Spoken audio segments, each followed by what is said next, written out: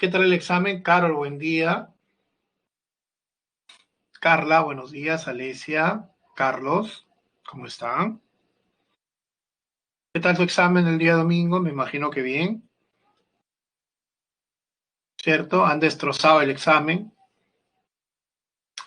Buen día. Uy, tenemos un portugués por acá. ¿Tudo bem?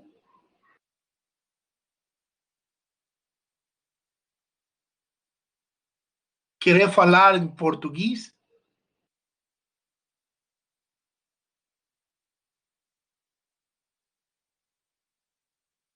Ah, maybe in English we can change the language.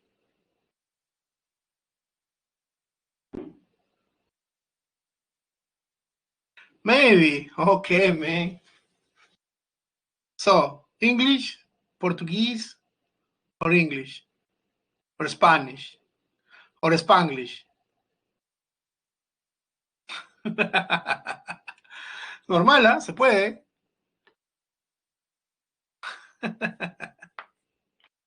Muy buenos días, José. ¿Cómo estás? Spanglish is cool. Ah, ya. O sea, 4 electrons. Muy bien. Entonces, vamos a terminar con esto que era los estados de agregación de la materia. Ya la semana pasada habíamos visto lo que era estado sólido, estado gaseoso y estado líquido. Hoy día nos toca ver el estado sólido y terminar con lo que es sistemas dispersos, ¿sí? Finalizando con todo lo que es soluciones y eh, ácidos y bases. ¿Ok? Entonces empecemos con la clase de hoy. Y hoy día nos toca ver, como bien dijimos, terminar con el estado sólido. Habría que recordar que cuando nosotros hablamos de estado sólido, cuando hablamos de estado sólido decimos, siempre la fuerza de atracción está en una mayor proporción que la fuerza de repulsión. Dentro de las características generales, tenemos que predominan, como siempre, fuerza de atracción, solamente vibran en su posición, es decir, estando en un sólido, estas partículas solamente pueden vibrar, no se pueden trasladar, no se pueden mover, tienen forma y volumen definido, son incompresibles. Ahora, dentro del estado sólido, nosotros vamos a ver dos tipos de sólidos. El cristalino, ¿cierto? Se dice cristalino porque tiene un orden a largo, vamos a decir, ordenamiento de largo alcance, ¿no? A largo alcance.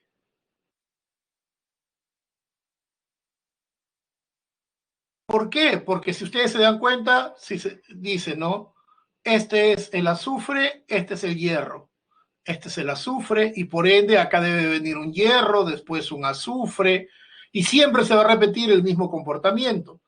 Eso implica, si tiene un largo alcance, que sus propiedades físicas son definidas. Es decir, el agua siempre se va a fundir a 0 grados. No hay otra posibilidad, ¿no?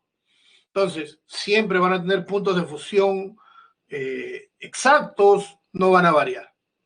En el caso de los amorfos, te dicen que su ordenamiento es a corto alcance, ¿no? Orden a corto alcance. Y eso implica que sus propiedades físicas son variables.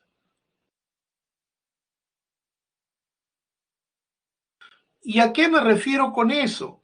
Por ejemplo, el vidrio de una ventana puede fundirse a 130 grados, por dar una idea.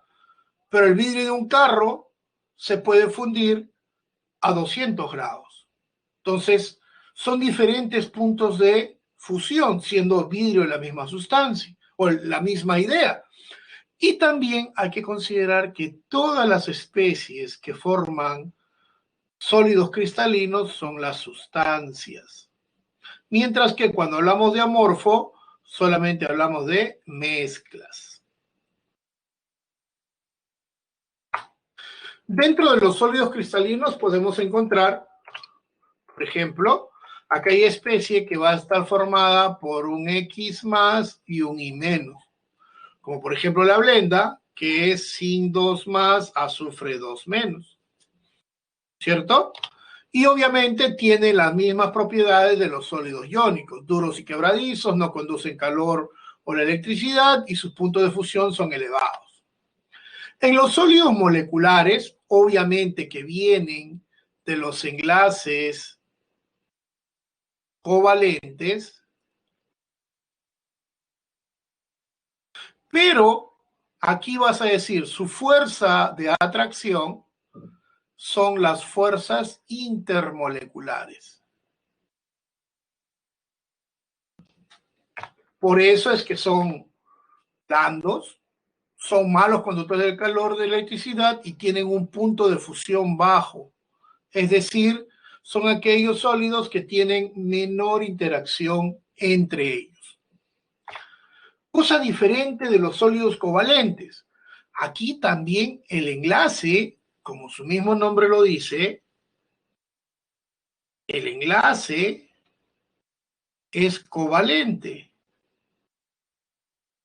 Pero hay que considerar que la fuerza de atracción en estos sólidos covalentes es el enlace covalente.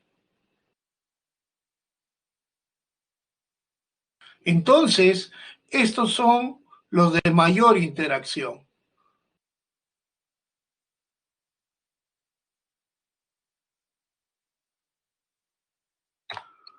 Por ejemplo, el diamante.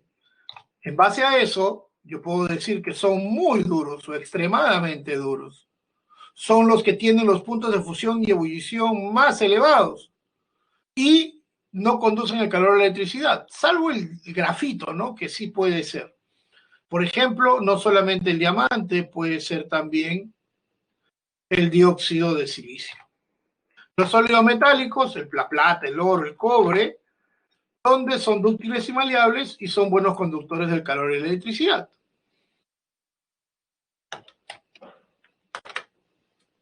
A ver, ¿me ayudan con esto, por favor?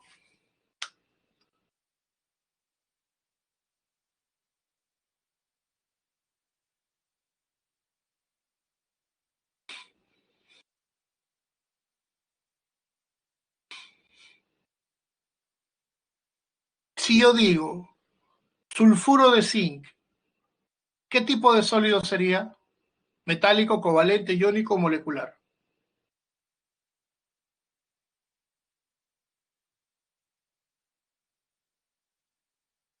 A ver, muchachos. Iónico, correcto. Acá sería entonces la A. El dióxido de carbono,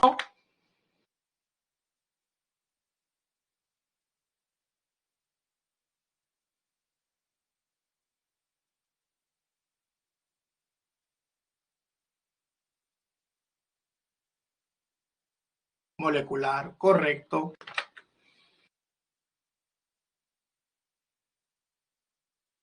El cobre, obviamente metálico, y el diamante, el covalente.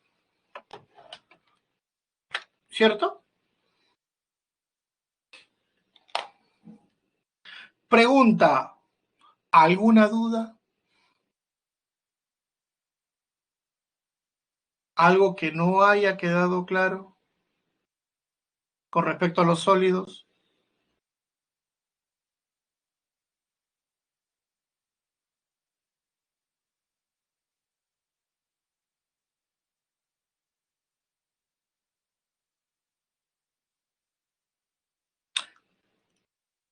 los que son buenos conductores de la electricidad son los metálicos. Hay una excepción con respecto al grafito, que es una especie covalente, pero que sí conduce corriente, ¿no? Pero principalmente son los metales los que son buenos conductores de la electricidad en estado sólido, ¿no?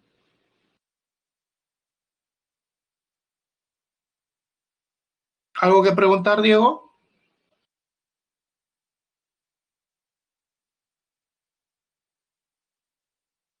De nada, Carla.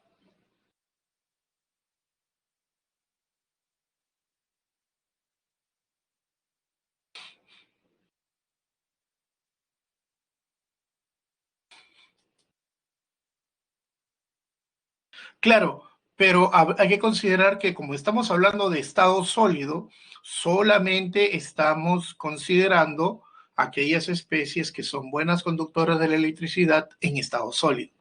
Claro, los iónicos sí son buenos disueltos en agua o en líquido, pero solamente estamos hablando de especies sólidas. ¿Ok? Muy bien.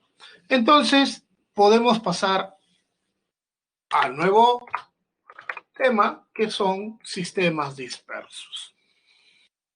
Cuando nosotros hablamos de sistemas dispersos, nosotros consideramos aquí como definición es cualquier especie,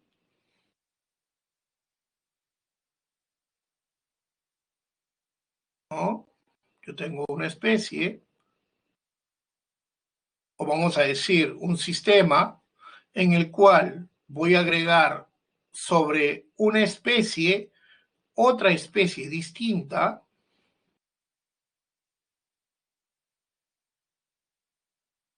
de tal manera que la especie 2 va a estar diseminada en el cuerpo de la especie 1. En pocas palabras, se define sistema disperso como es cualquier sistema en el cual una especie contiene diseminado en su cuerpo a otra.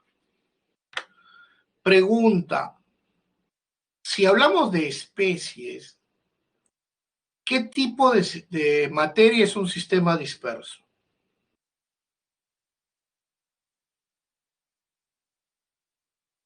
¿Cuál sería la respuesta a eso?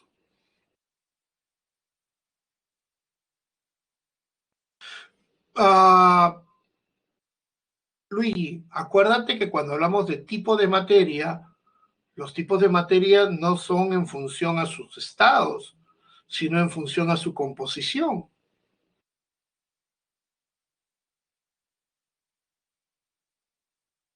¿Te acuerdas? Entonces, ¿qué tipo de materia es un sistema disperso? ¿Hemos definido coloides cuando hablamos de sistemas dispersos, Diego?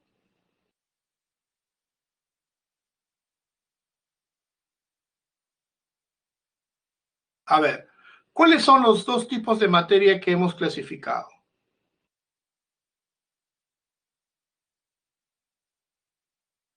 Tachos, ¿no saben cuáles son los estados, la composición de la materia? ¿En qué se clasifica? ¿Segunda clase? No lo creo. ¿En qué se clasifica la materia según su composición? Son dos. Gracias, Jesse. Mezcla y sustancia. Entonces, todo sistema disperso, ¿qué cosa es? Si está formado de dos especies como mínimo.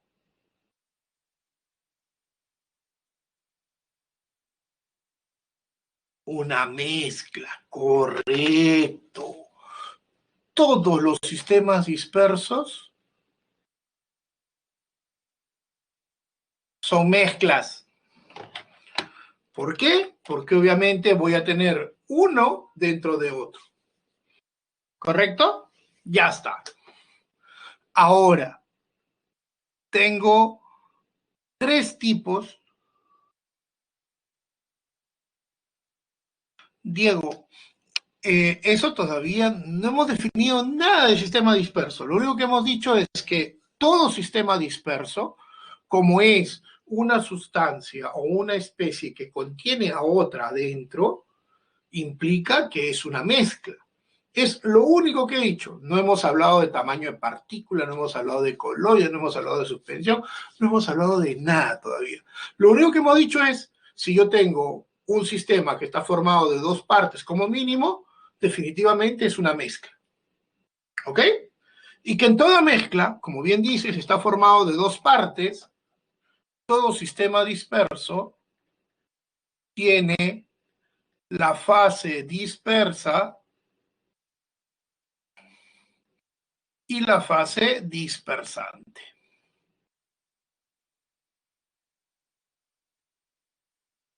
Obviamente esto está en menor proporción y esto está en mayor proporción. ¿Correcto? Ya. Cuando queremos clasificar un sistema disperso, nosotros hablamos de tres posibilidades, para lo cual necesito que ustedes me ayuden. Pregunta, ¿qué se puede tomar en un desayuno? A ver, denme bebidas, ejemplos de bebidas que se puede tomar en un desayuno. Leche, ya, ¿qué más? Café, muy bien. ¿Qué más podríamos tomar? Jugo, ya. Té, ya.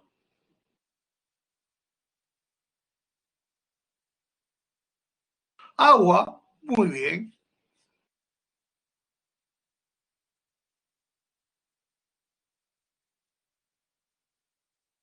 Yogur, ya está, perfecto.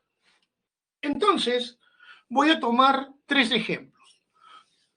Pónganse en la cabeza que tienen enfrente de ustedes un jugo de frutas, un surtido, tienen un vaso de leche y tienen un vaso con agua. Los tres ahí. ¿Ok? Pregunta, si dejo los tres vasos servidos, un vaso con jugo, con un surtido, un vaso con leche de vaca y un vaso con agua, al cabo de 10 a 15 minutos, ¿qué sucede? ¿Qué sucede con el jugo de frutas?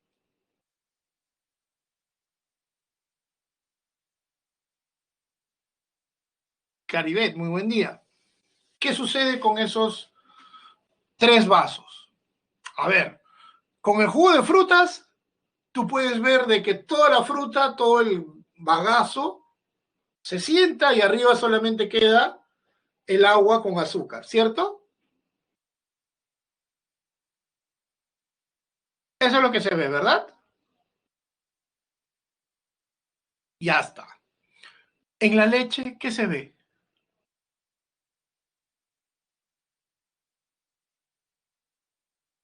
¿Qué pasaría si dejo leche de vaca por 10, 15 minutos?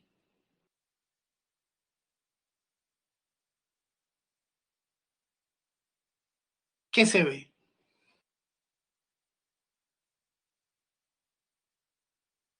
Se forma algo en la parte superior. ¿Cómo se llama ese algo, Luis? ¿Te acuerdas? ¿Sabes? La nata, correcto. ¿Y saben qué cosa es la nata? Grasa, muy bien. Bueno, no mantequilla, Carla, es grasa realmente, ¿cierto? ¿Y en el agua pasa algo? No, ya está. Entonces, ahí ya tienen los tres tipos de sistemas. El jugo de frutas, donde todo se dispersa, todo cae, ¿cierto? Es decir, vamos a ver, yo tengo una suspensión, tengo un coloide y una solución. La suspensión tiene tamaño de partícula muy grande, más o menos 1000 nanómetros. Y la suspensión sería, por ejemplo, el jugo de frutas, donde hay una separación completa entre las dos fases. Por eso se dice que una suspensión es cuando la fase dispersa no tiene afinidad por la fase dispersante. Como en el jugo de frutas, la fruta no es soluble en agua, por eso se separa por completo. Y para poder separarlo, lo único que hago es filtro, pasa el agua, se queda arriba todo y se acabó el problema. ¿Cierto? La leche vendría a ser un coloide. En el coloide, la fase dispersa está formada por dos partes, liofobos y liofilos. Pregunta, vamos a colocar acá, coloide.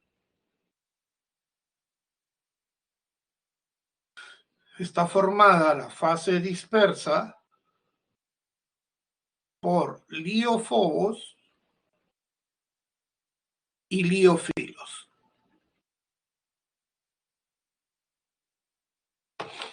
Pregunta, ¿qué significa fobo? ¿Qué significa filio?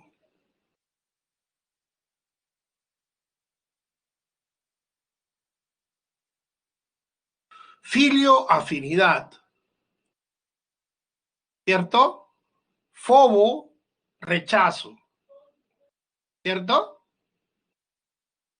Entonces, lo que me está diciendo es que en el coloide yo tengo partes que son, por ejemplo, solubles en agua, en el caso de la leche, y partes que son insolubles en agua. ¿Y a qué me refiero con esto? Por ejemplo, ¿no? La leche. ¿De qué está formada la leche? La leche está formada por el suero, está formada por las sales minerales, hormonas, proteínas y grasa. De todos ellos, ¿cuál es el único que es insoluble en agua?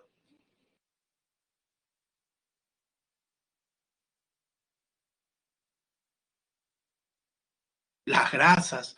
Pero, si te das cuenta, las sales minerales, las proteínas, las hormonas, todas sí son solubles en agua, pero las grasas no. Por eso es que se separa la nata, ¿cierto? Entonces, ahí tenemos dos cosas. Y siempre, cada vez que tú hables de coloides, vas a tener dos cosas muy relacionadas con ellos, ¿no? El movimiento browniano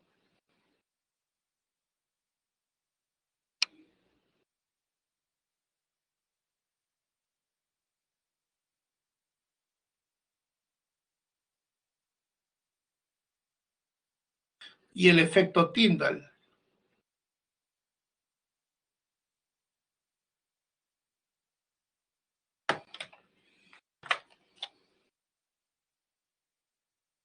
Sí, el ejemplo del jugo es una suspensión, Carla.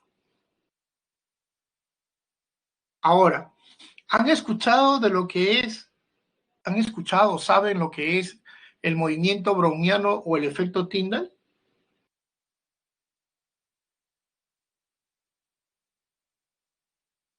¿Sí?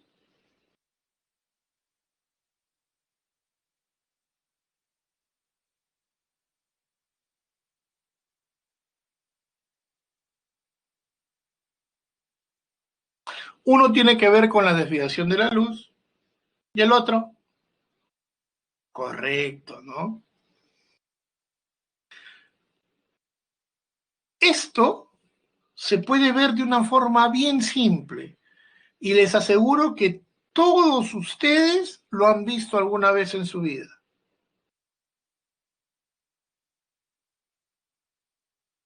Simple y sencillo cuando tienden su cama, ¿no? Es típico ambas cosas que se puedan observar siempre. Yo no tiendo mi cama, uy, estamos mal así, Diego.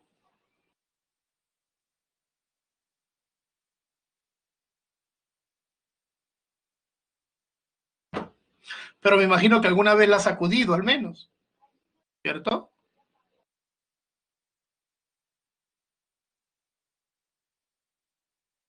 ¿O no?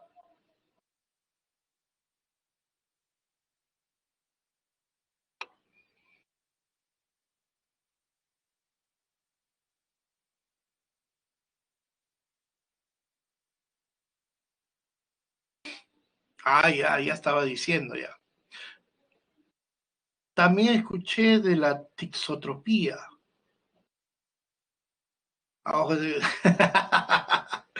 Bueno, como les decía, ¿no?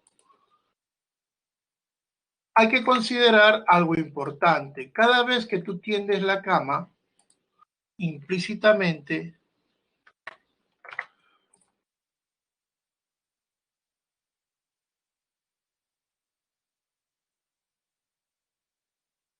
cuando tú tiendes la cama, ahí tienes que considerar algo importante, ¿cierto?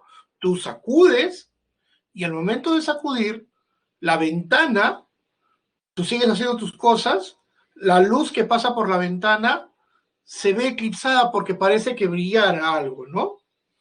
Obviamente, obviamente, eso es el efecto Tyndall. La luz debe pasar por la solución sin ningún problema. ¿Cuál es la solución? El aire. Pero cuando aparecen estas partículas de polvo muy pequeñas, hacen de que la luz, en lugar de seguir su trayectoria normal, se refracte.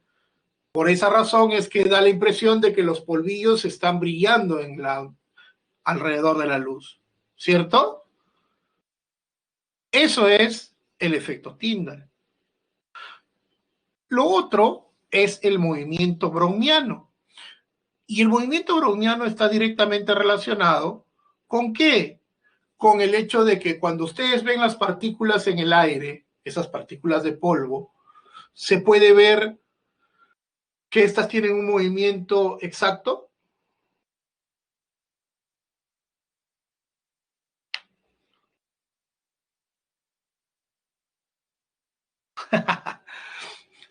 Entonces, es justamente esa es la idea con respecto a eso, ¿no?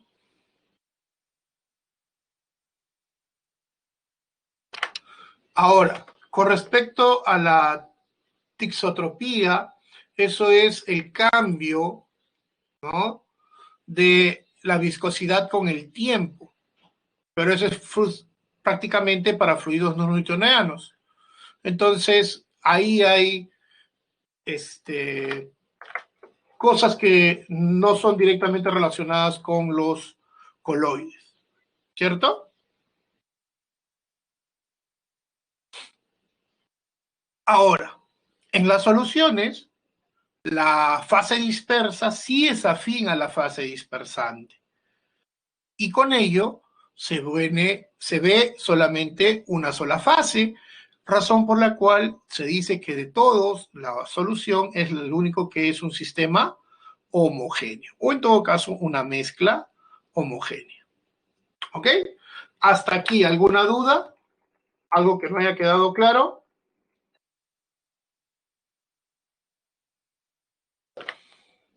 Sigamos entonces. En toda solución, nosotros hemos dicho, solución es un sistema disperso. Y como tal, este sistema disperso está formado por la fase dispersante, vamos a poner la fase dispersa, y la fase dispersante. Cosa que cambia ahora a soluto y este cambia a solvente.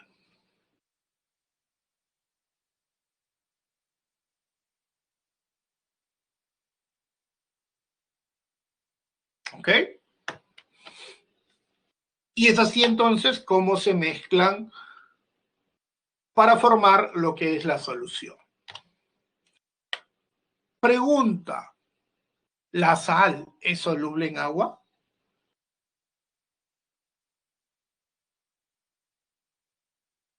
¿Sí o no?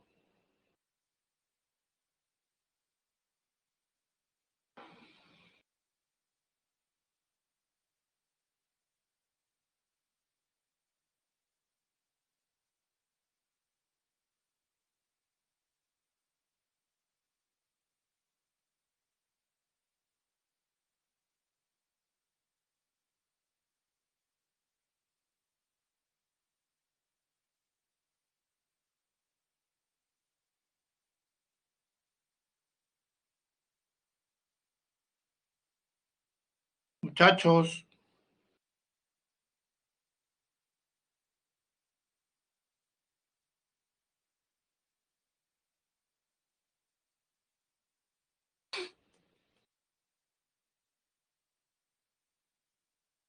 Luigi, ¿la sal es soluble en agua, sí o no? La sal de cocina.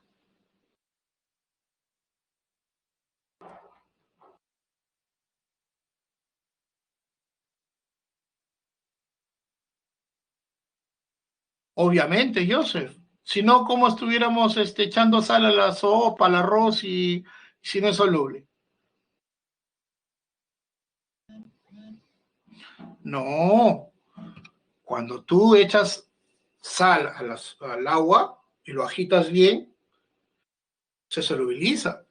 El detalle está aquí, ¿no?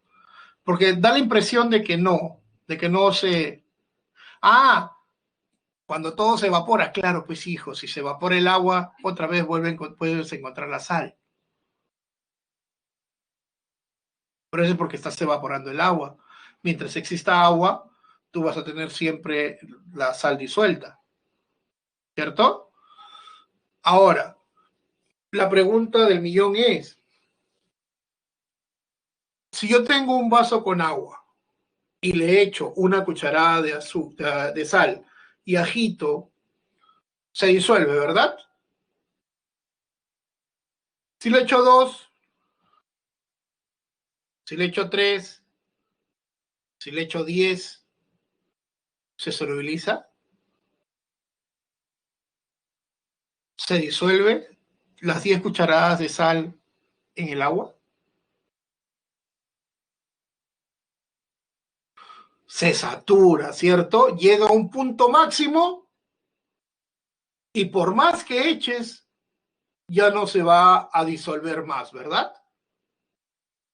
Entonces, eso o ahí estamos hablando de solubilidad. Cuando hablamos de solubilidad, nosotros hacemos referencia a que es la máxima cantidad de soluto que se puede disolver en una cantidad de solvente a una temperatura determinada. Ahora, generalmente te dicen esto, ¿no? En 100 gramos de solvente, otros dicen en 100 mililitros de solvente. Generalmente, como el solvente es agua, generalmente, no siempre, da lo mismo decir 100 mililitros de agua que 100 mililitros de solvente. Oh, perdón, 100 mililitros que 100 gramos. Ahora, siempre hay que considerar, ¿no? Que esta solubilidad, o sea, para que se forme una solución, yo necesito saber de la naturaleza soluto solvente y de la temperatura. Naturaleza soluto solvente. A ver, si yo quiero disolver, yo sé que para hacer una solución, yo necesito soluto más solvente. Si mi soluto es azúcar, ¿cuál sería mi solvente?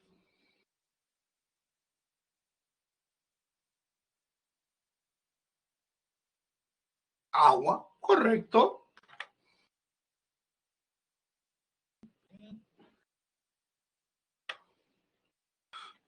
Si mi soluto es una vela, ¿quién será mi solvente?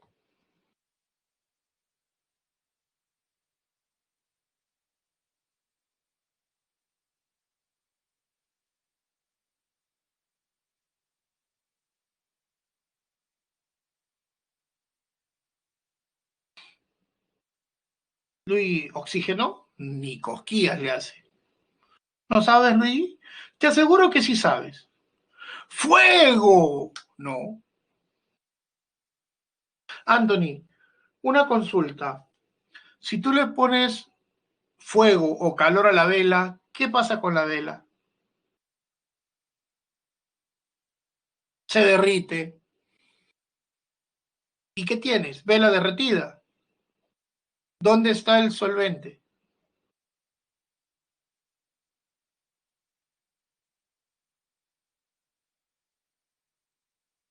¿Hay solvente o no hay solvente?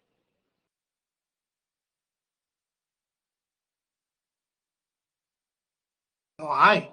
Entonces,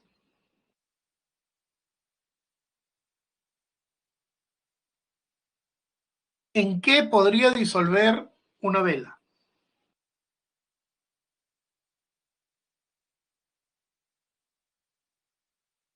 Un ácido no le hace ni cosquillas.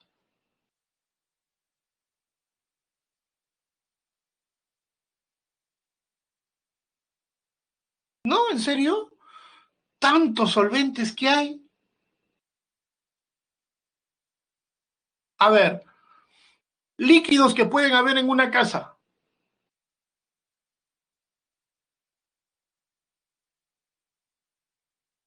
POET es agua, principalmente. Cloro, ¿no sería lejía? Agua, principalmente. ¿Qué más? ¿Qué otra cosa?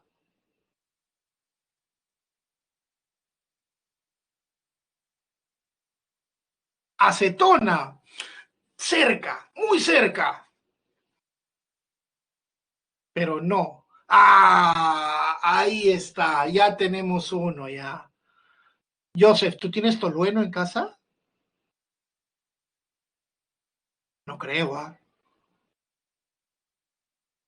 Eso sí, no creo, Joseph.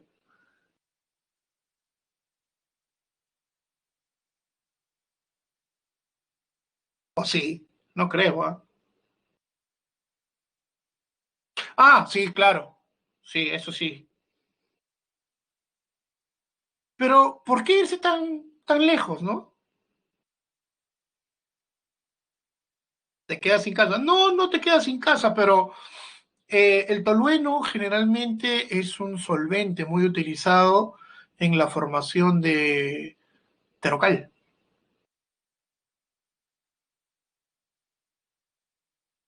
¿No? Entonces, pirómano no es trinitotolueno, eso es un explosivo. Aquí estamos hablando de otras cosas.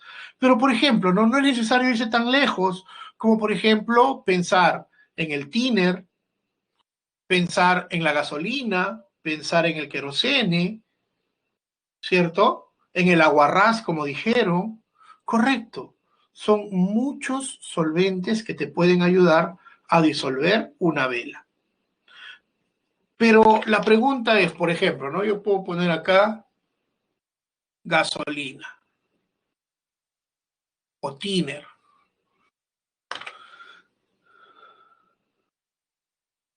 Exacto.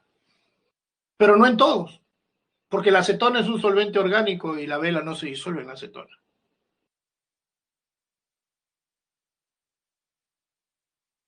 Y aquí viene la pregunta, ¿no?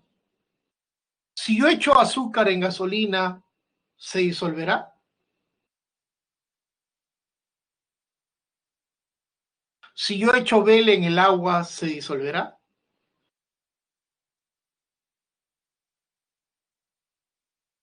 La respuesta es no.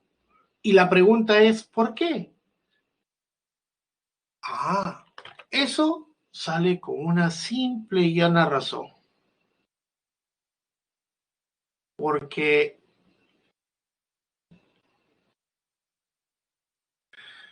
si yo tengo el azúcar y el azúcar es polar, yo necesito un solvente que también lo sea. Pero si yo tengo un soluto apolar, como es la vela, voy a necesitar gasolina, que también es apolar. Y esa es la razón por la cual se dice que para hacer una solución, lo semejante disuelve lo semejante. Es decir, si yo tengo un soluto polar, necesito un solvente polar. ¿Correcto? Polar con polar, apolar con apolar. ¿No? ¿Alguna duda hasta el momento? ¿Algo que no haya quedado claro?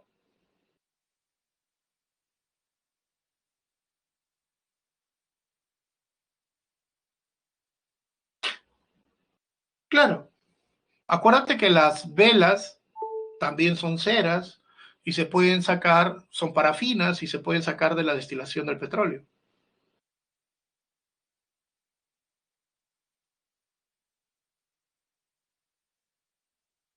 ¿Cierto? No. Es difícil o muy poquitísimo, pero, o sea, en forma general se puede decir que no se disuelve, ¿no? Por ejemplo, alguna grasa no es soluble en agua. Si tú echas la naftalina en agua, no es. No, esto es en química, porque justamente estamos discutiendo cómo se hacen soluciones,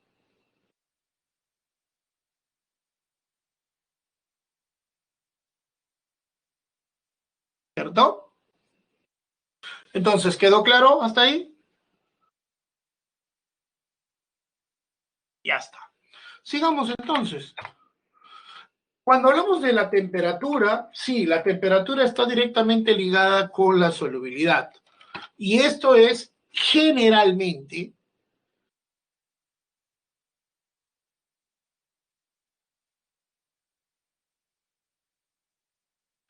yo puedo decir que en sólidos y líquidos, al aumentar la temperatura, también aumenta la solubilidad. Acuérdense que generalmente no implica que siempre, porque existen algunos sólidos que al aumentar la temperatura baja la solubilidad, pero en términos generales se cumple esto. Y en gases, al bajar o al aumentar la temperatura, la solubilidad disminuye, ¿no? Esto es típico, ¿no? Por ejemplo, si tú tienes dos gaseosas de 3 litros y te tomas la mitad de ellas, una la dejas en la mesa de la sala y la otra la guardas en el frigider, al cabo de 3 días, ¿cuál de las dos se siente más rica?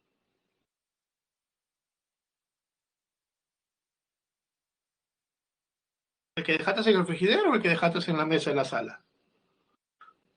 El de la refri, ¿cierto? ¿Por qué?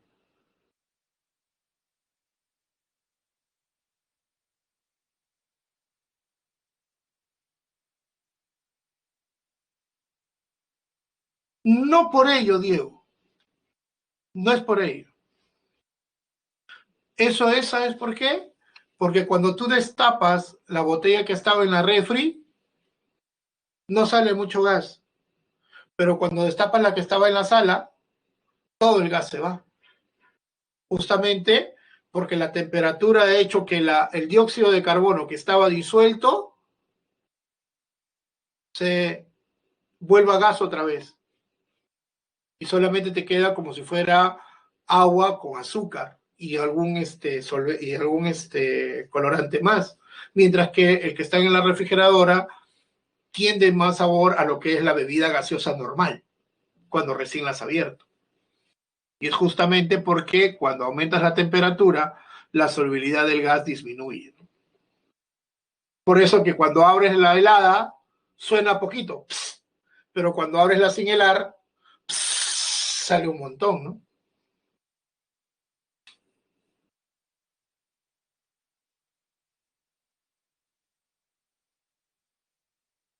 Ah, es que para que ustedes puedan ver esa idea de formar una gaseosa, para que el gas entre a alta presión y se disuelva en la gaseosa o en la bebida, eso lo hacen a 0 grados y a una alta presión. Cuando lo cierran, cuando lo cierran, ya no hay espacio para que salga más gas, porque como está a alta presión, ya lo cerraron y todo el gas se queda disuelto. Pero cuando lo abres y te la tomas, dejas más espacio para que salga el gas. Por eso empieza a salir. Y mientras más calor haga, menos es la gaseosa que está quedando, ¿no?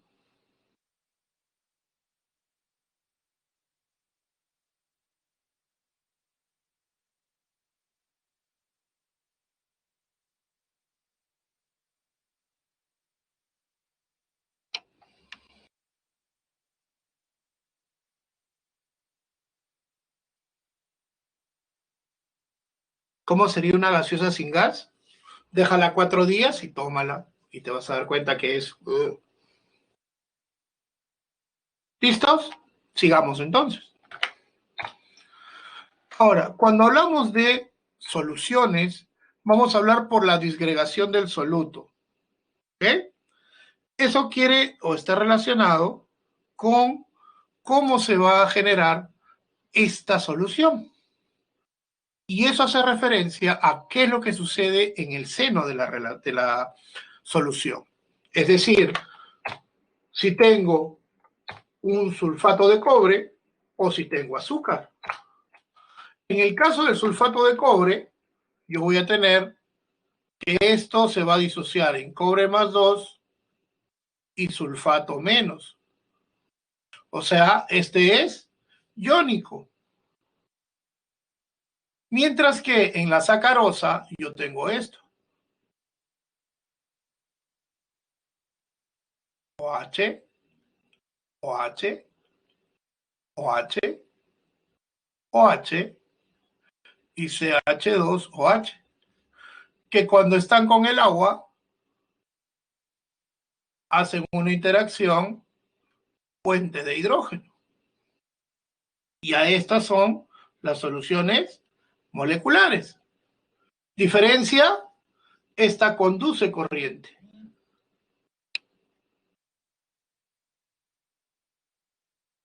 Esta no lo hace.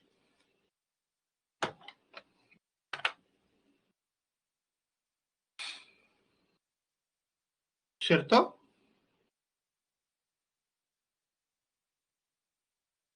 Sigamos entonces. Por la concentración del soluto, tenemos también varias cosas. Tenemos las expresiones cualitativas, que solamente me dan una idea de lo que sucede. Es decir, aquí tengo lo máximo que puedo disolver. Es decir, aquí se cumple la solubilidad.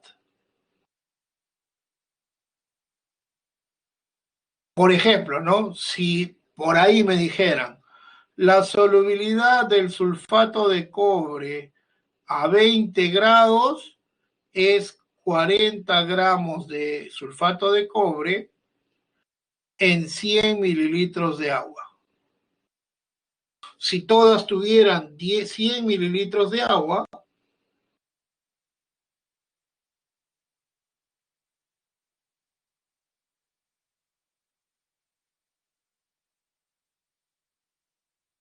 entonces aquí he echado, por ejemplo, 1 gramo, aquí he echado 30 gramos y aquí he echado 40 gramos. Es decir, lo máximo que puedo disolver.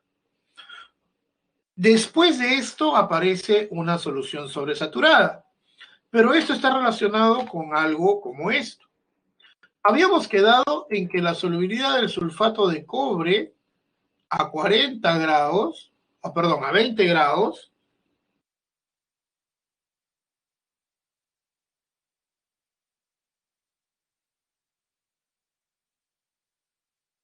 era 40 gramos de sulfato de cobre en 100 mililitros de agua.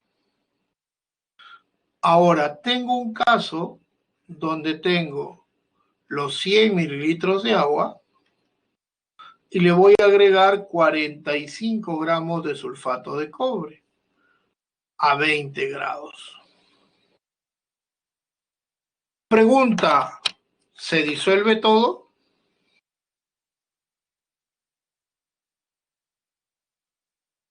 ¿Qué dicen? Muchachos,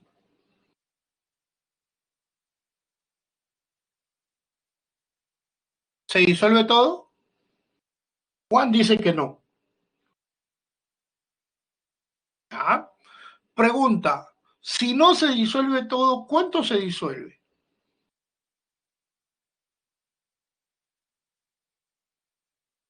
¿Cuánto debería de disolverse? 40 gramos, correcto.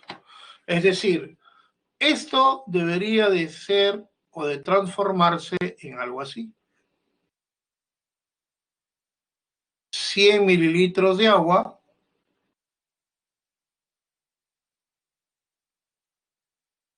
40 gramos de sulfato de cobre. ¿Y qué me quedó sin disolver? 5 gramos de sulfato de cobre. ¿Cierto? Así quedaría. Pero la cosa es que en base a esto, yo voy a preparar mi solución sobresaturada. Para ello, lo voy a calentar, vamos a decir hasta 40 grados. Y estos 5 grados, estos 5 gramos que están aquí, se van a disolver. Es decir, a una temperatura de 40 grados, fácilmente puedo tener 100 mililitros de agua con 45 gramos de sulfato cúprico. Pero para que sea una solución saturada, yo tengo que regresar a 20 grados. Y a 20 grados voy a tener 100 mililitros de agua con 45 gramos de sulfato de cobre disuelto. Esto recién es una solución sobresaturada.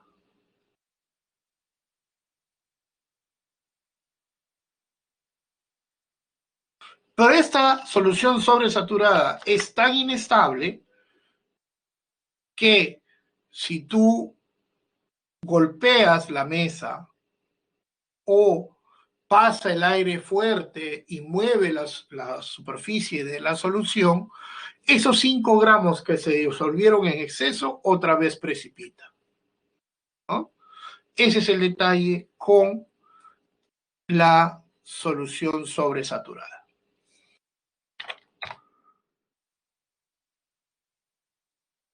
Bueno, hasta ahí, ¿alguna duda?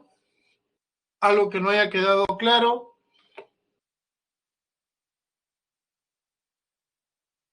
Muchachos, ¿todo bien? ¿Alguna pregunta hasta el momento?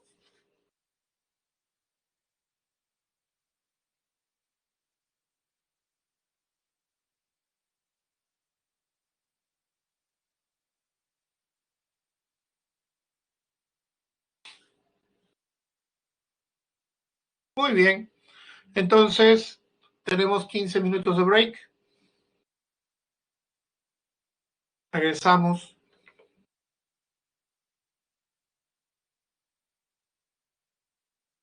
Claro, si calientas y después lo vuelves a enfriar. A eso se le llama una solución sobresaturada. ¿Continuamos, muchachos? Entonces, vamos a hablar ahora de la concentración. Cuando hablamos de concentración, hay que considerar algo muy importante. Siempre hablar de concentración implica hablar de la relación soluto entre solución. Siempre.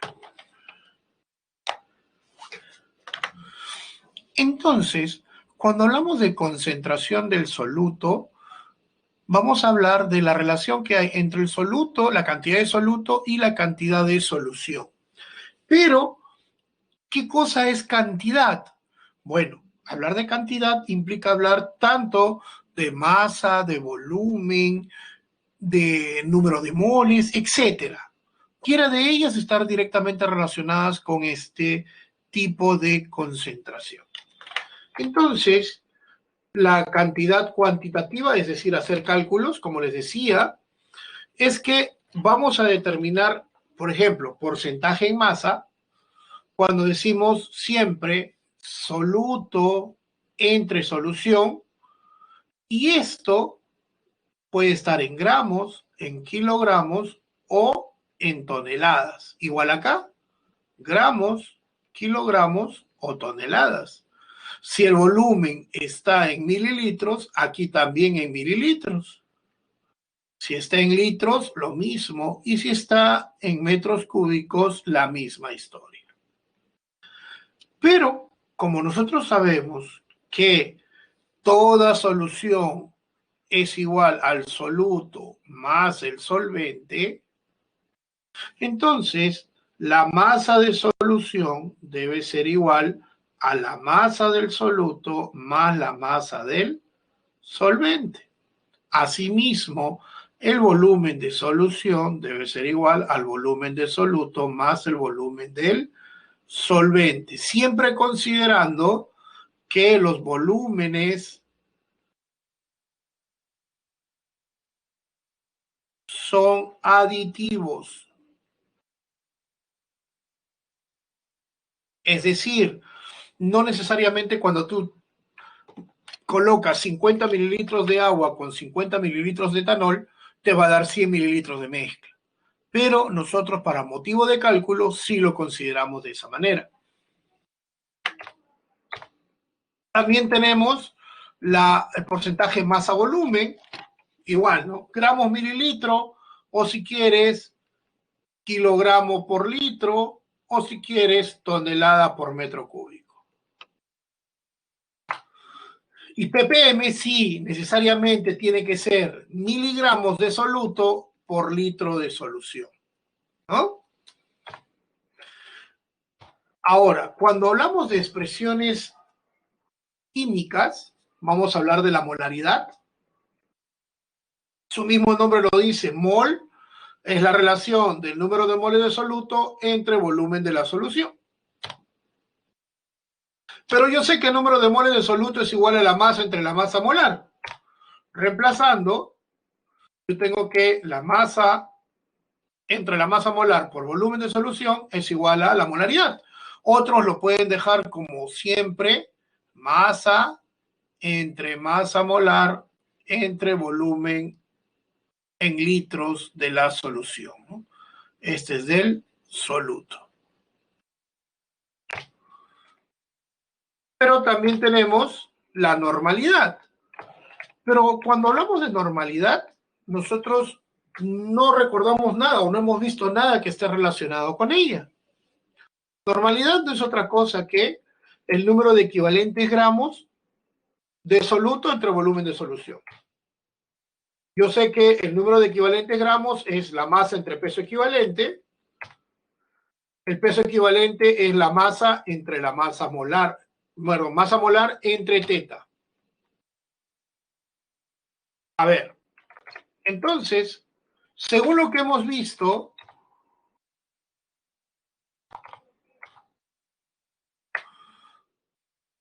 ¿qué prefiero hallar? ¿La molaridad o la normalidad? Para mí, ¿cuál sería más fácil? A ver, muchachos. Molaridad, ¿verdad? Moralidad no, Jessy. No estamos hablando de morales, ni de moral. Estamos hablando de molaridad. Un lapsus, un lapsus, un lapsus. Correcto, ¿no? Me es más fácil utilizar eso. Pero hay que considerar algo importante. Este término de aquí es muy importante para nosotros.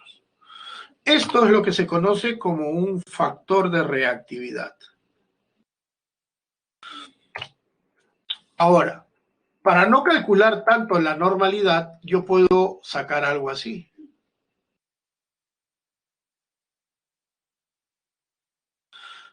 Relación entre molaridad y normalidad. Yo sé que la normalidad es igual al número de equivalentes gramos entre volumen en litros.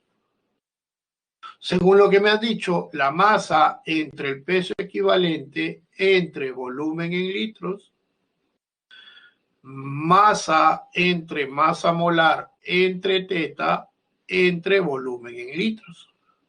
Producto de extremos, producto de medios, yo tengo que la normalidad es igual a la masa por teta entre masa molar entre volumen en litros. Pregunta, ¿qué es esto?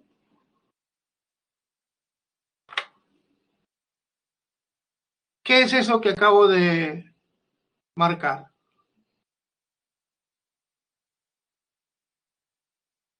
¿Densidad? Anthony, ¿eso es densidad?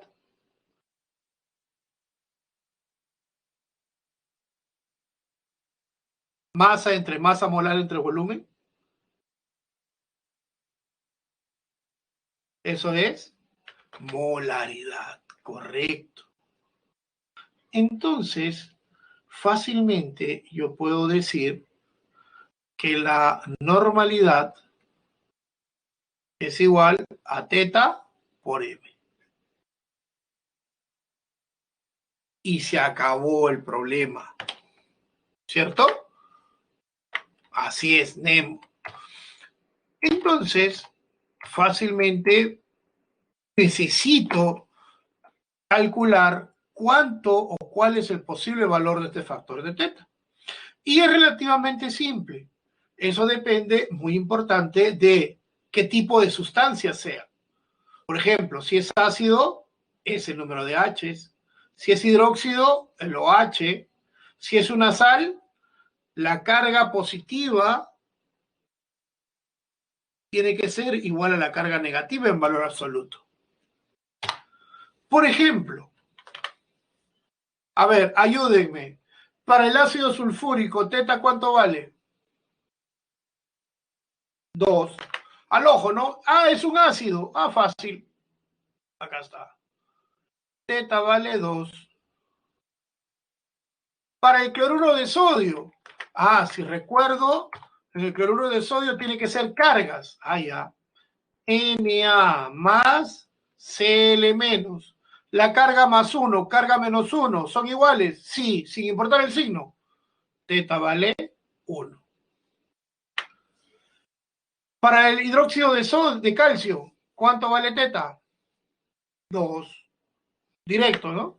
¿Por qué? Porque acá está teta vale 2. Para el cloruro de calcio, ¿cuánto vale teta? 2. ¿Por qué? Porque yo sé que esto es así, ¿no? Sea más 2, Cl menos, por 1 por 2, teta vale 2. Para el nitrato de litio, ¿cuánto vale teta?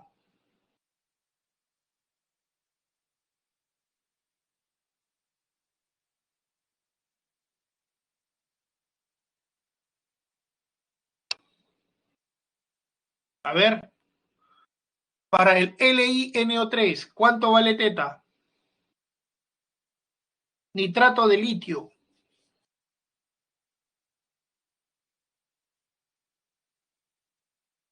5, dice Diego. Anthony dice 3. Juan dice 6. Uy, masacre.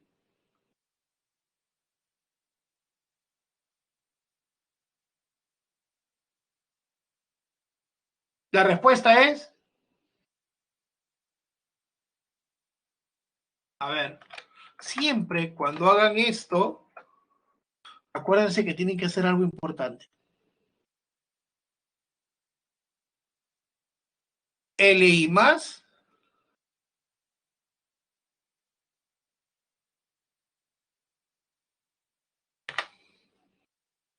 teta vale 1.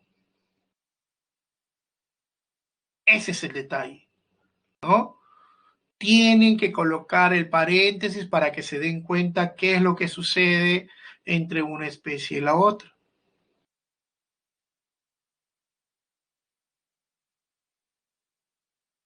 ¿Qué ibas a preguntar, Anthony?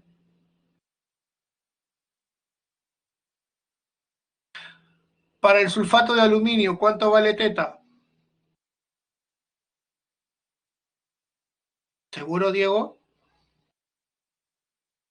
Joseph, muy bien. ¿no? A ver, señores, mucho cuidado con esto, porque esto de acá implica al más 3 SO4 menos 2 por 2 por 3 teta vale 6. Pero, por ejemplo, si me dan esto, ¿cuánto vale teta?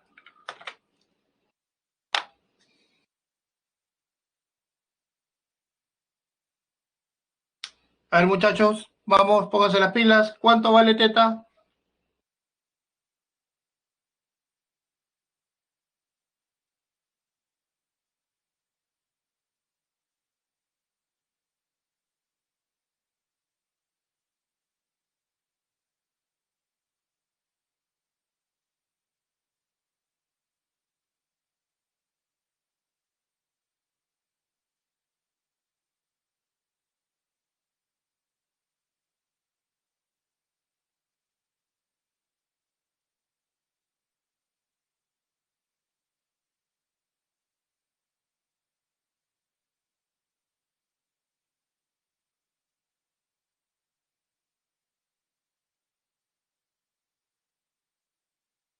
Uy, uy, Martín, babo, Martín.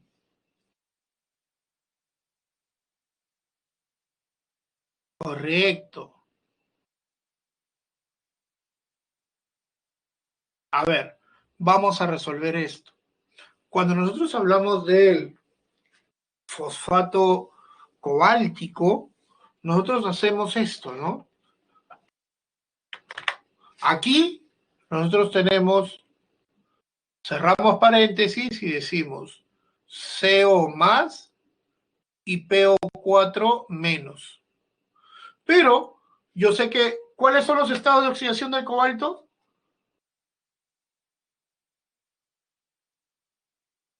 Más 2 y más 3. Entonces, yo tengo que hacer esto. Más 2 menos 2 y CO más 3, PO4 menos 3. Ya cumplí con el cobalto, ahora tengo que cumplir con el fósforo. Si hago esto, X sale menos 2X, X sale más 6. Pregunta, ¿el fósforo tiene más 6? No. Entonces, esto no puede ser.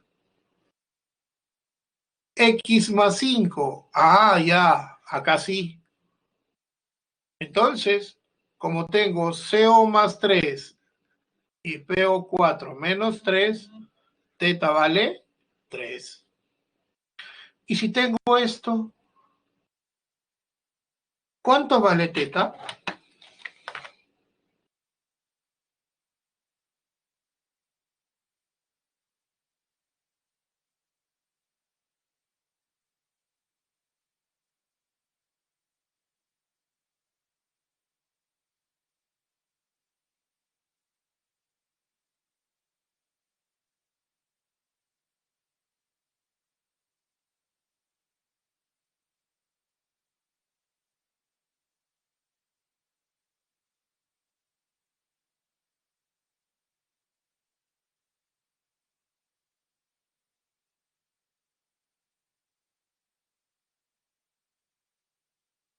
Ahí sí, ¿no? La hicieron linda, al toque salieron con 4, pero arriba con el fosfato cobáltico, ¿ah?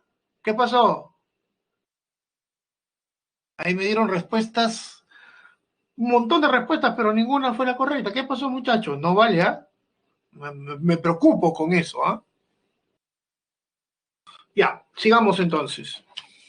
Entonces, esto es PB más 2, S menos 1, como si se hubiera simplificado. Entonces es PB más 4, S menos 2, por 1 y por 2 y por 1. Y obviamente, si pongo esto, ¿cuánto vale teta? Obviamente, 3. Entonces, me dice, en un experimento de laboratorio se prepara 2 litros de disolución de cloruro de calcio y para ello utilizo 222 gramos. La molaridad no sería otra cosa que la masa entre la masa molar entre volumen en litros. Masa 222 gramos, masa molar 111 gramos por mol entre 2 litros. Esto me sale 1 mol por litro. Y como ya hice el cálculo, CLA, CL2, esto es CA más 2, CL menos, teta vale 2, entonces la normalidad sería 2 por 1, 2 equivalentes gramos por litro. Respuesta.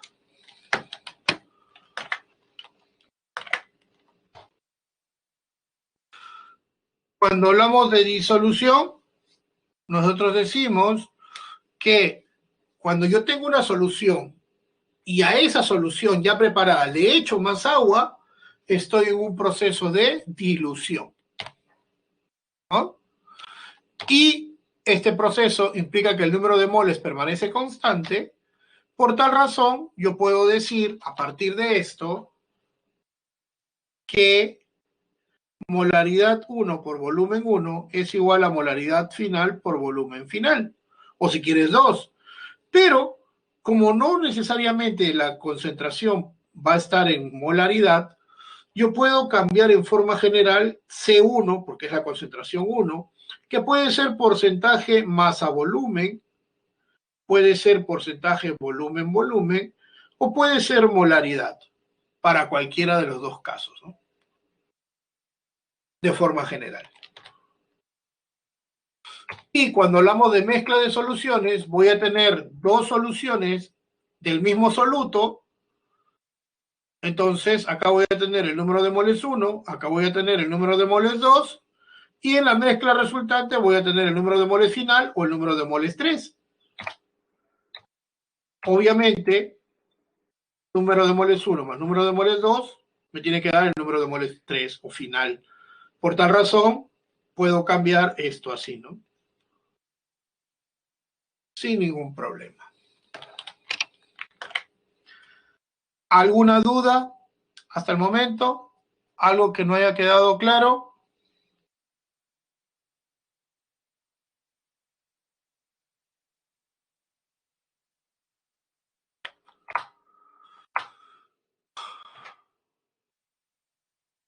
A ver, para resolver este problema me dice, durante una práctica de laboratorio, un estudiante mezcla 2 disoluciones de ácido sulfúrico, 0,5 molar y 1 molar, que tienen un volumen de 20 mililitros cada uno.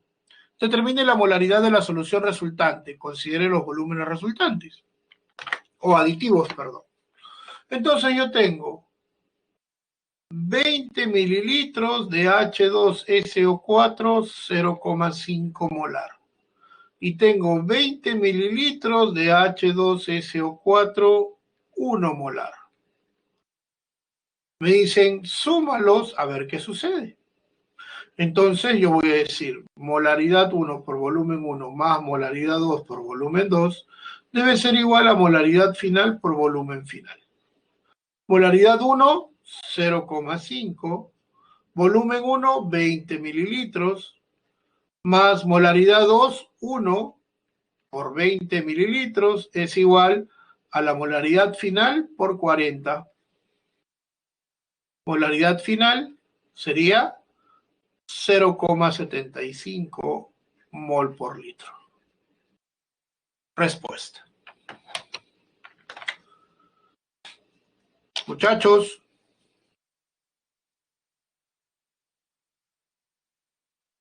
¿alguna duda?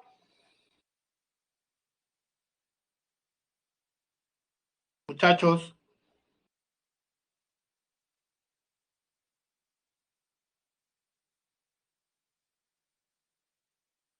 All right. Let's go. Vayamos a ver las soluciones. Pero cuando hablamos de soluciones, nosotros podemos hablar de ácidos y de bases, ¿no? Inicialmente, ácido es toda aquella sustancia que libera H más en solución acuosa, que es lo único que nosotros vamos a ver, y alcalino o básico es todo aquello que libera OH en solución acuosa. Pero acá tenemos también, ¿cómo se llama? El papel indicador, ¿no?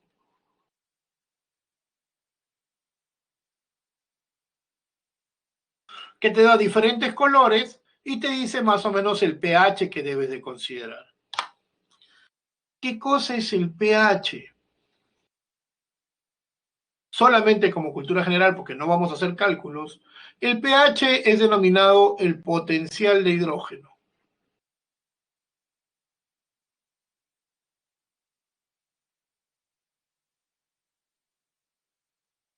De forma referencial, el pH es igual a menos el logaritmo de la concentración de H más.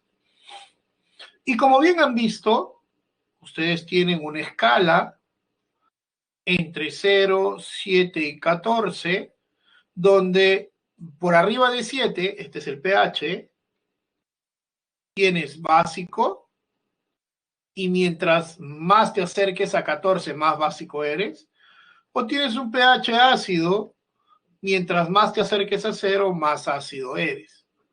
¿Correcto? Ahora, ¿qué pasa si yo hago una reacción donde coloco un ácido y le pongo una base? ¿Qué sale?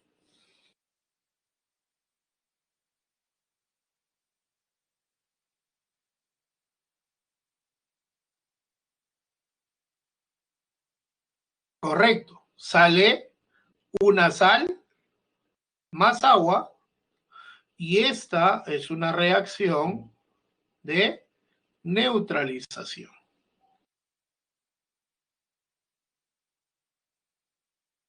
Pero cuando hablamos de una reacción, claro, sale una sal. Sea una sal, sea un ácido oxácido o un ácido hidrácido más una base, siempre va a salir una sal.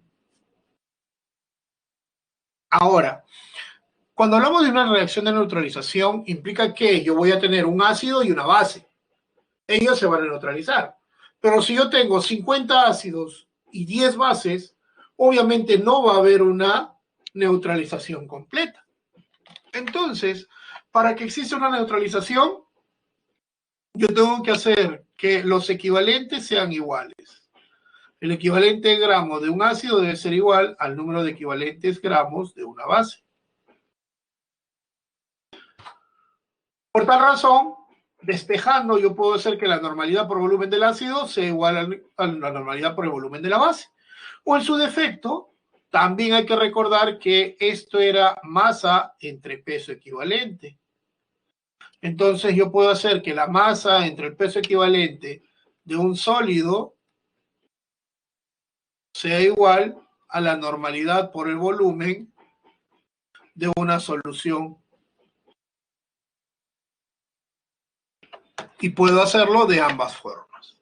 ¿Cierto? Muy bien, señores. ¿Alguna duda? ¿Algo que no haya quedado claro? Tachos.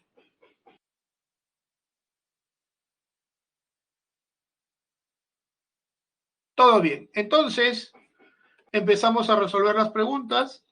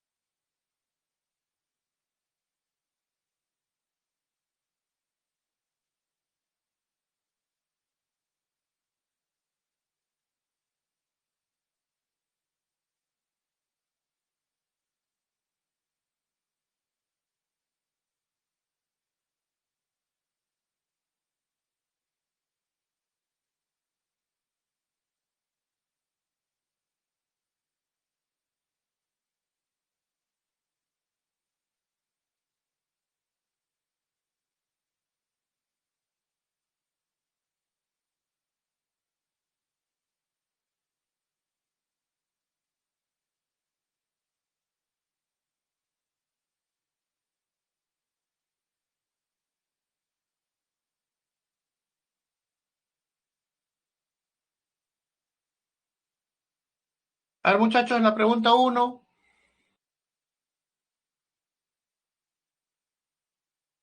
La C, dice Carlos. Diego, ¿me preguntas o me dices? Ah, ya. Ahora salió mejor, Diego. Ya está. A ver, ¿qué me dice? Las propiedades físicas de los sólidos cristalinos, como el punto de fusión, la dureza, dependen tanto de los arreglos de las partículas que los forman, como de las fuerzas de atracción entre ellas. Al respecto, seleccione la alternativa que contenga la proposición correcta. Dice, el óxido de bario es un sólido iónico. A ver, veamos. Metal, no metal, sí, sí es un sólido iónico. Presenta, no, no presenta bajo, presenta alto punto de fusión. Falso. El CO2 sólido, el hielo seco, ¿presenta bajo punto de ebullición? Sí. ¿Y es un sólido iónico? No, es un sólido molecular. Falso. ¿La plata es un sólido metálico? Sí. ¿Pero no conduce? Sí, conduce. Falso. ¿El diamante es un sólido covalente? Sí. ¿Presenta elevada dureza? Sí. Respuesta.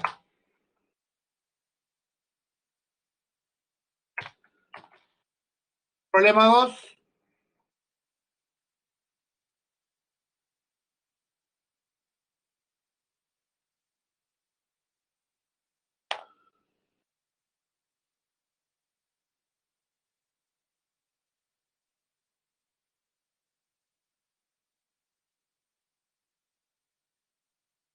Problema 2.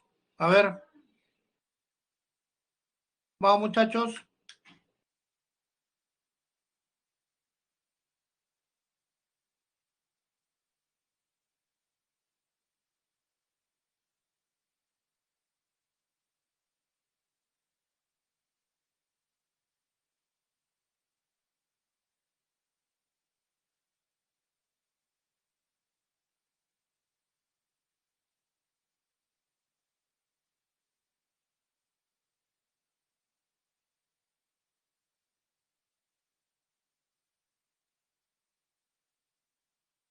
La D, la última cosa que pusiste, Diego, no me gusta.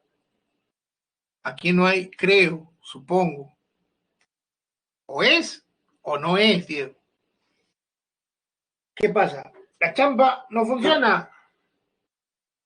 No es champa, pe, Diego. Ya me salió el P.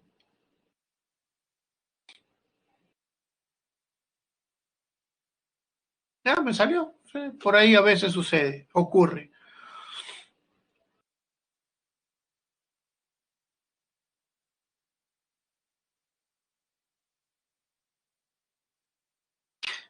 Lo de vario, lo de vario. Muy bien. Entonces, vamos a ver. Dice, en un sistema disperso se define como cualquier medio homogéneo que contiene diseminadas en su interior partículas de cualquier tamaño y estado. Al respecto, seleccione el valor de verdad o falsedad de las siguientes proposiciones. 1. En las suspensiones, la fase dispersa se puede separar por filtración. ¿Se acuerdan que la suspensión era el jugo? Y en el jugo teníamos tres partes, ¿no? El agua, y aquí estaba todo el gajo o los gajos de la fruta. De tal manera que si yo pongo una coladera, va a pasar el agua y los gajos se van a quedar acá. ¿Verdadero? Los coloides son considerados dispersiones homogéneas. Dijimos, ¿no? Un coloide, por ejemplo, es la leche. Y en la leche, la parte superior era la nata. ¿Homogénea? No. ¿El tamaño de las partículas de la fase dispersa de un coloide es mayor a la de una solución? A ver, suspensión, fase disperso, tamaño de partícula, era mayor que un micrómetro. El coloide, el tamaño de partícula estaba entre un nanómetro y un micrómetro. Y en la solución El diámetro de partícula era menor que un micrómetro, que un nanómetro, perdón. Eso es correcto. Problema 3.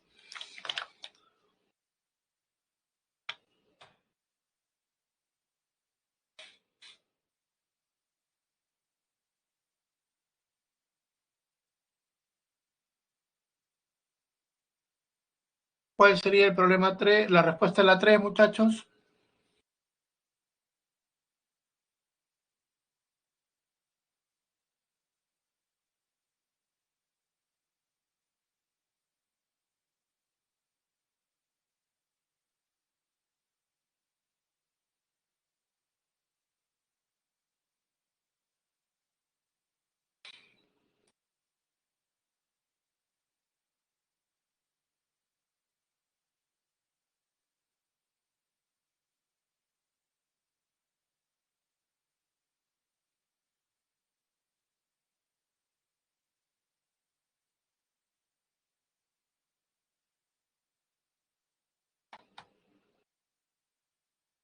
Problema 3, muchachos.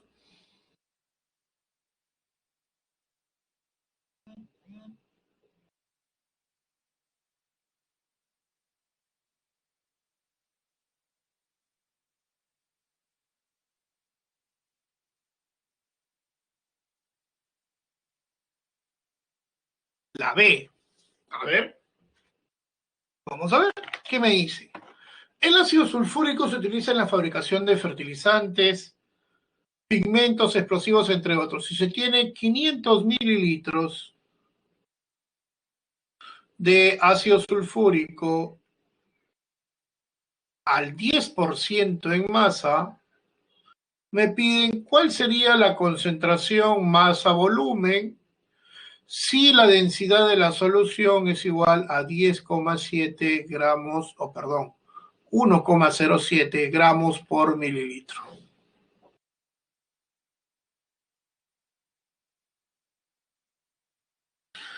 Muy bien, entonces yo necesito hallar la masa del soluto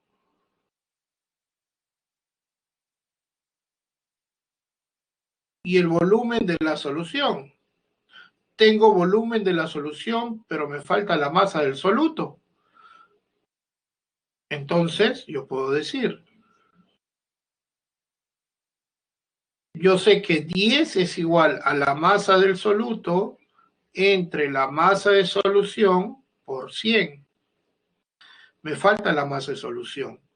Densidad de solución es igual a la masa de solución entre volumen de solución.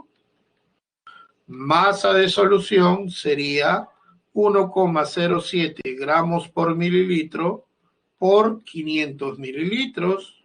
Se va esto, y esto me sale 535 gramos. Entonces, 10 es igual a la masa del soluto entre 535 gramos por 100. Masa del soluto me sale 53,5 gramos. Porcentaje masa-volumen sería 53,5 entre 500 por 100, 10,7%. Respuesta.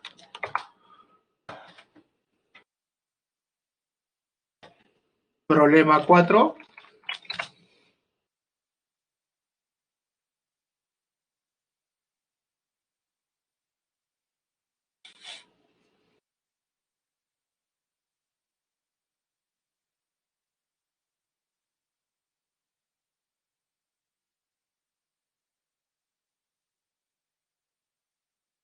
¿Cuánto sale?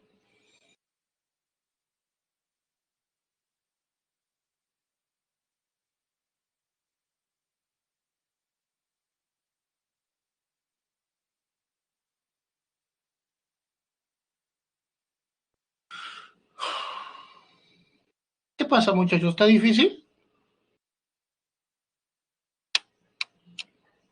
Muchachos.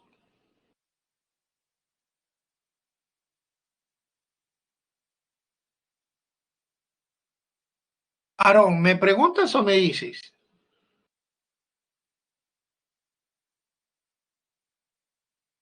¿Seguros?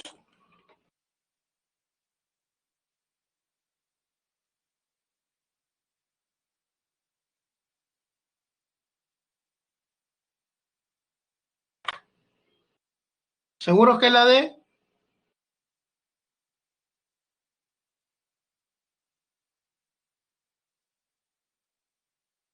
¿Resolvemos?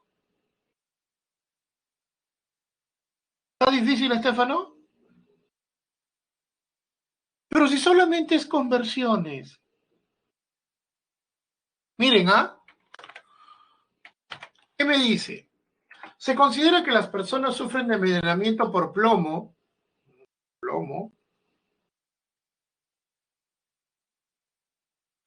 con una concentración mayor de 10 microgramos por decilitro de sangre. Dice, con respecto a esto, hay el valor de los ppm. Si no mal recuerdo, yo sé que ppm es igual a miligramo por litro. Entonces, ppm no sería otra cosa que 10 microgramos por, yo sé que 10 a la sexta microgramos es un gramo. Se van los microgramos, ya tengo en gramos, por, yo sé que un gramo equivale a 10 al cubo miligramos. Entre, yo sé que un decilitro, 10 decilitros es un litro. Y ya está. Esto me sale 10 por 10 al cubo, 10 a la cuarta. Por 10, 10 a la quinta. Entre 10 a la sexta,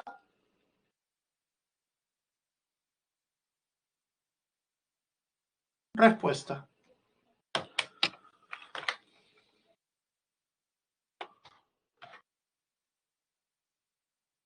Ah, este problema es de regalo. Problema 5. Vamos.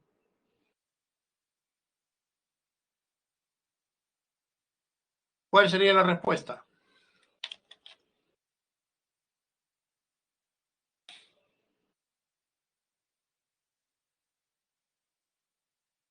¿La C, seguro, Aaron?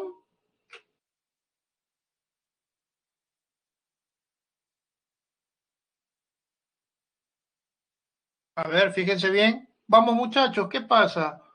¿Está muy difícil? Estefano, Oscar, Oriana, Nicole, Mari, Martín, Marco, Luciana, Lucía. Yamelin, hoy día no te he visto decir nada. Carla, José, Joseph, Jesse, Jesús, Ítalo. Ítalo hoy día ha estado calladito. Ítalo, ¿estás en clases? Geraldine, hoy día casi no te he visto decir nada.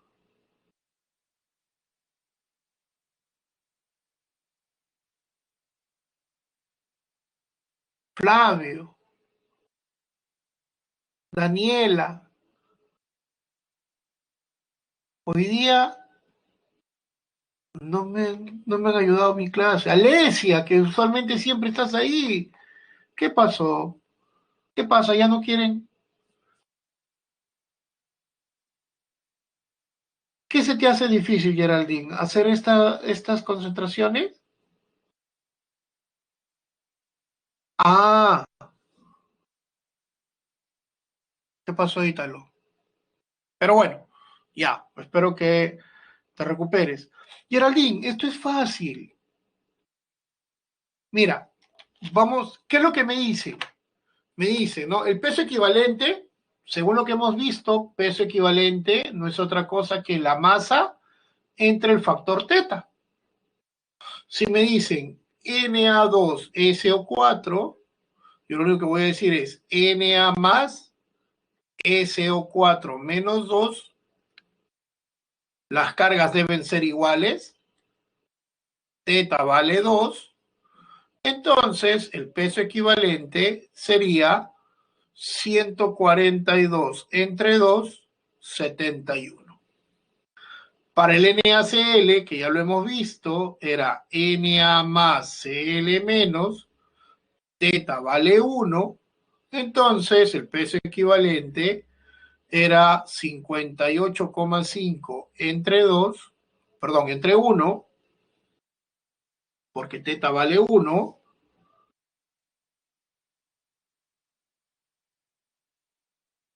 58,5. Para el H2SO4, de frente, ¿no? Teta vale 2, entonces el peso equivalente vendría a ser 98 sobre 2, 49. Y para el NaOH, teta vale 1, entonces el peso equivalente es igual a 40 sobre 1, que sería 40. Entonces la respuesta es 40.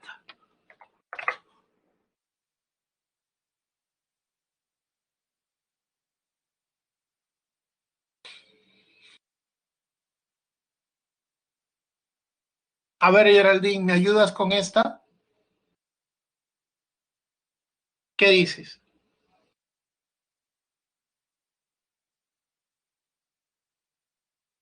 Geraldine,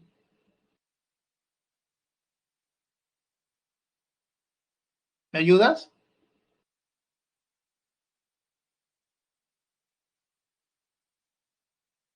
¿Qué dicen? Problema 6.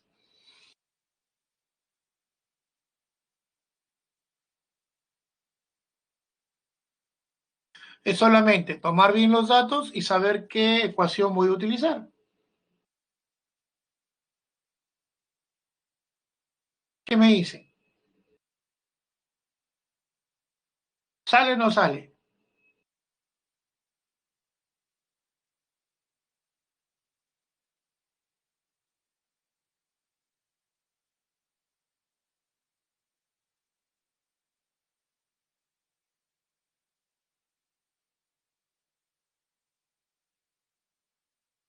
¿Me ayuda, Geraldine? ¿Sí o no? Aunque sea, ayúdame a resolverlo. ¿Qué hice?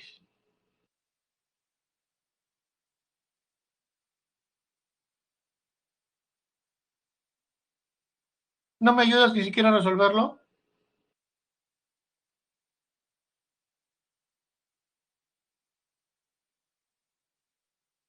Ya.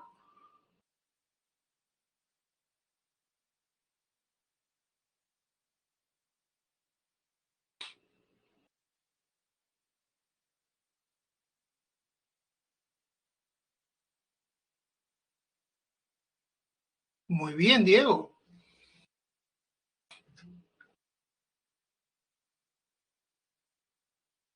A ver, Geraldine, ¿qué es lo primero que harías aquí? Me dice, yo tengo fosfato de sodio, Na3PO4, y me dicen, tengo 32,8 gramos de Na3PO4 y le voy a echar agua hasta llegar a los 400 mililitros de solución. Me dicen, haya la molaridad y la normalidad. Si yo hallo la molaridad y hallo teta, entonces puedo hallar la normalidad. Esto es Na más PO4 menos 3 por 1 y por 3, teta vale 3. Entonces, reemplazo solamente. Yo sé que la molaridad es igual a la masa entre la masa molar entre volumen en litros. Masa 32,8 gramos, masa molar 164 gramos por mol entre 0,4 litros. Esto me sale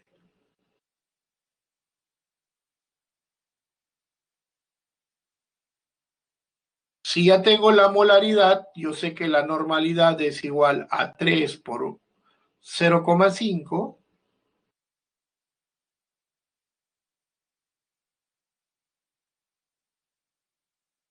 Respuesta.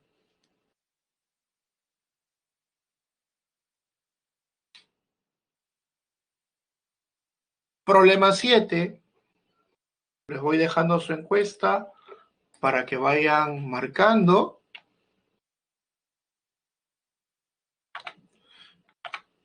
Y en este problema 7 vamos a aplicar, ¿qué es lo que me dice? Tengo ácido clorhídrico 12 molar.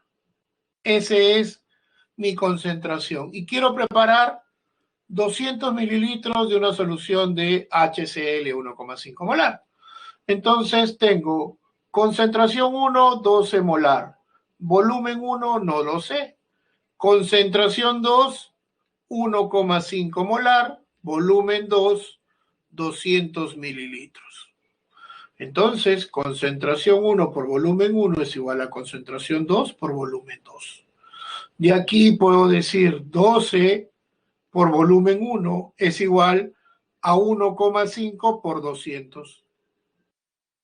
Volumen 1 sale 25 mililitros, que fácilmente es 0,025 litros.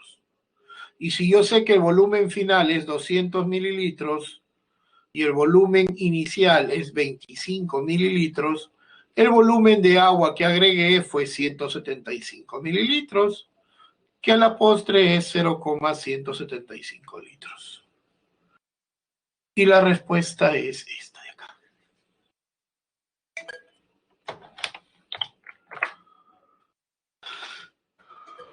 A ver. Vamos a ver qué pasó.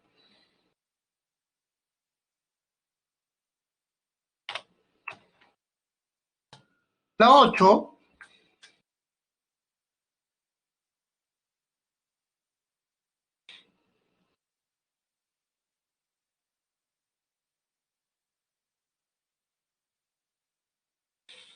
¿Seguro, Aaron?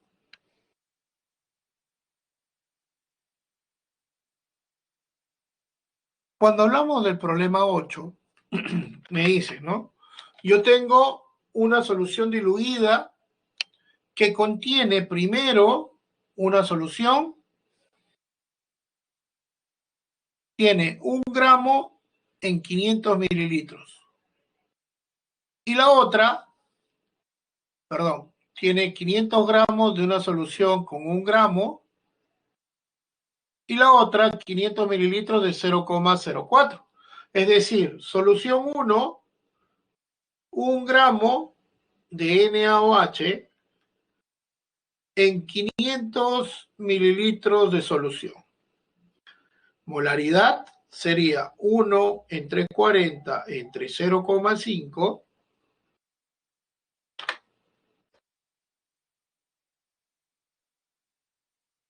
sería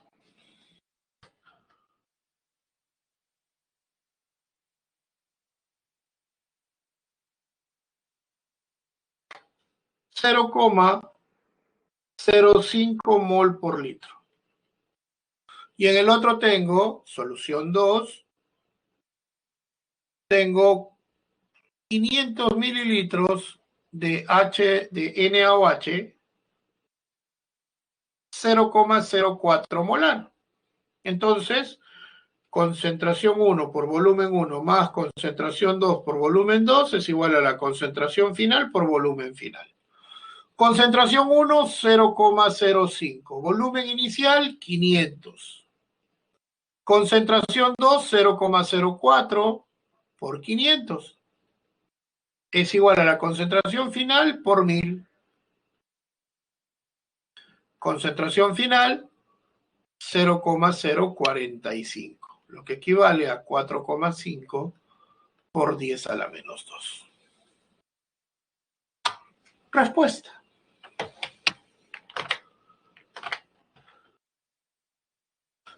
Para terminar, el problema 9, ¿qué me dice?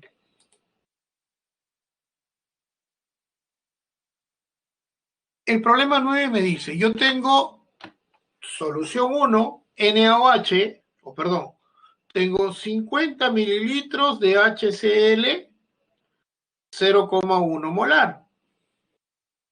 Y tengo 75 mililitros de NaOH 1 molar. Obviamente, este es el ácido y esta es la base. Hemos dicho, si queremos que se neutralicen, tenemos que hallar los equivalentes gramos, que vendría a ser 0,05 litros por 0,1 equivalente gramo por litro. Esto valdría 5 por 10 a la menos 3 equivalentes gramos de ácido. En el otro lado, número de equivalentes gramos sería 0,075 litros por un equivalente gramo por litro. Se va esto. Y esto me sale 7,5 por 10 a la menos 2 equivalentes gramos de base. Te dice, el número de equivalentes del ácido es 5 por 10 a la menos 2. Falso, es 5 por 10 a la menos 3. El número de equivalentes de la base es 7,5 por 10 a la menos 3. No, es por 10 a la menos 2. La cantidad de sal que se forma es 7,5 por 10 a la menos 2 moles. Ah, pero esto es fácil, pues. Un mol. Acá tengo 5 por 10 a la menos 3 y aquí tengo 7,5 por 10 a la menos 2. ¿Cuál de los dos es el reactivo limitante? Este de acá es el reactivo limitante. Entonces lo que se forma acá es 5 por 10 a la menos 3. Falso. La solución resultante tiene un pH mayor a 7. ¿Quién está en mayor proporción? ¿El ácido o la base? Acá sobra 7,0 por 10 a la menos 2 equivalentes gramos de NaOH. Entonces, es una solución básica. Y si es una solución básica, el pH está por encima de 7. Y esa sería la respuesta. Muy bien, señores. ¿Alguna duda? ¿Algo que no haya quedado claro?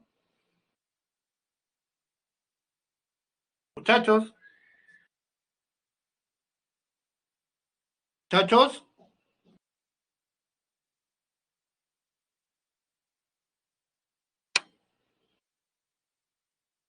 ¿Dudas, consultas, preguntas?